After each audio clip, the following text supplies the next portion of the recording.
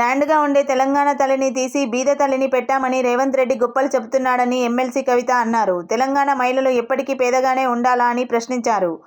కాంగ్రెస్ తల్లిని తాము తిరస్కరిస్తున్నామని చెప్పారు. ఉద్యమ తల్లే తమ తల్లి అని, హస్తం గుర్తు తల్లిని ఆమోదించేది లేదన్నారు. రేవంత్ పిట్ట బెదిరింపులకు భయపడేవారు ఎవరు లేరన్నారు.